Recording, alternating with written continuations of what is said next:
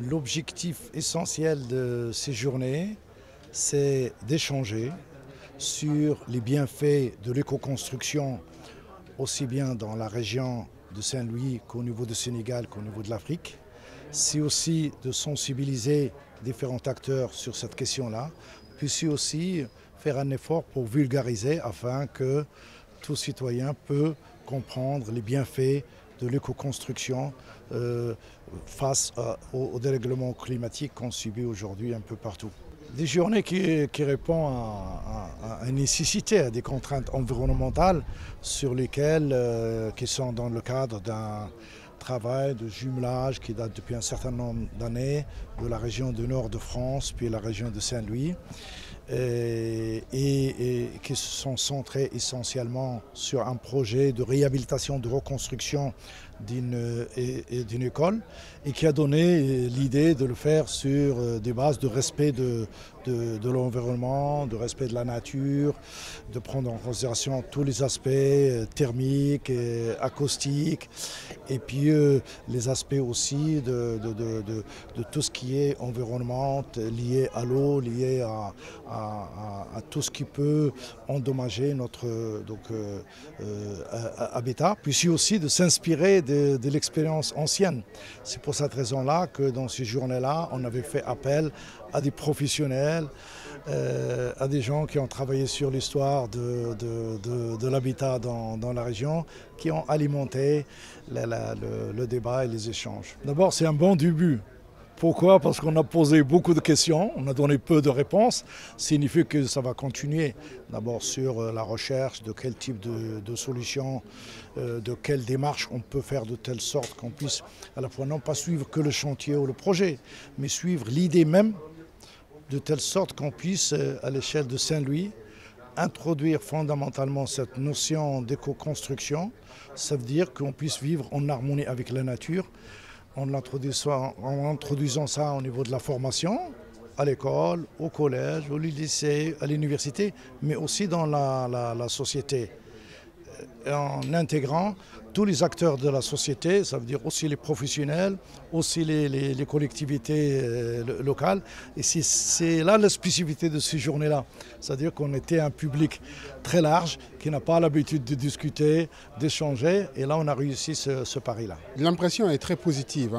Donc d'abord sur l'organisation qui s'est très bien passée et sur l'implication des partenaires. Je parle de Ecomat Africa, je parle des villes de Lille et de Saint-Louis, et ainsi que de l'université Gaston Berger qui a contribué fortement à la réussite de ces journées. Nous concernant, nous avons dans le cadre de ce projet mené des études, d'abord pour recenser les différents matériaux utilisés dans le cadre de l'éco-construction, et puis toujours dans cette perspective-là, nous avons conçu un écomatériau que nous avons soumis à des tests mécaniques et de conductivité thermique. Et alors, ça a permis de poser une discussion sur l'opportunité d'aller vers ces matériaux, sachant qu'il fallait trouver un optimum entre les performances mécaniques recherchées et les propriétés thermiques qui donnaient du confort souhaité.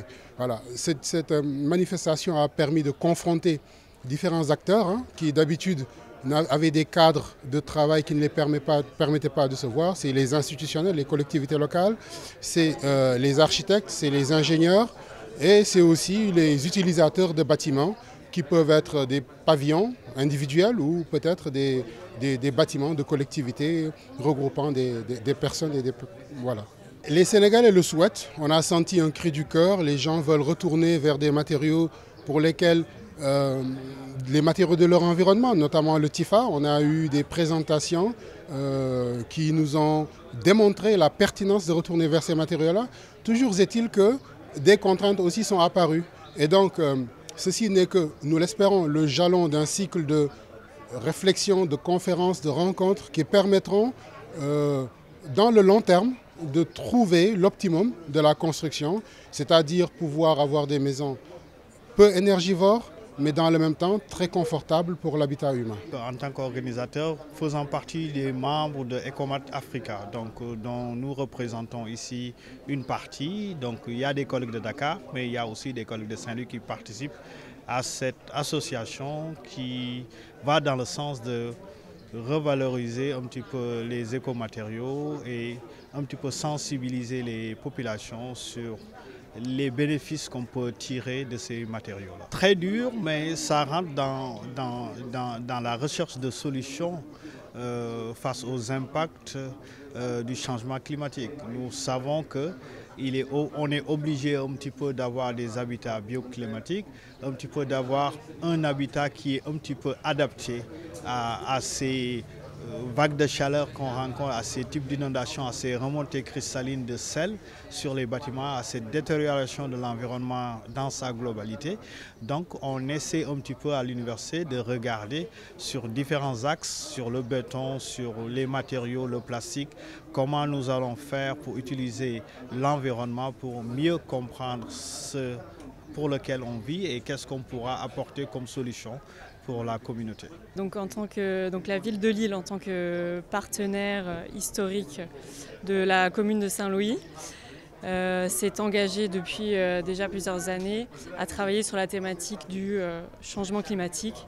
La question est comment apporter des solutions durables pour contrer contre les effets du changement climatique. Et depuis l'année dernière, on a commencé un projet qui s'appelle E3B, école bioclimatique bas carbone et biosourcée. C'est un projet, je dirais, d'innovation territoriale qui permet d'expérimenter et surtout de voir comment on peut apporter des solutions concrètes. Nous, on travaille donc plus spécifiquement sur le cas d'une école primaire, l'école primaire Gorumbach qui se situe sur la langue de Barbarie. Et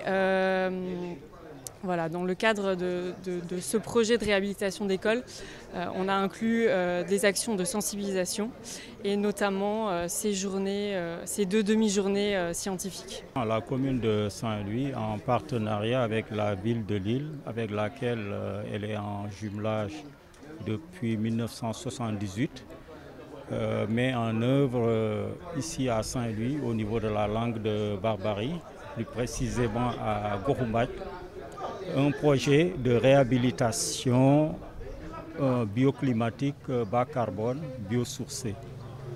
Donc c'est un projet qui va permettre la construction ou réhabilitation d'une dizaine de classes, donc selon les préceptes de l'éco-construction.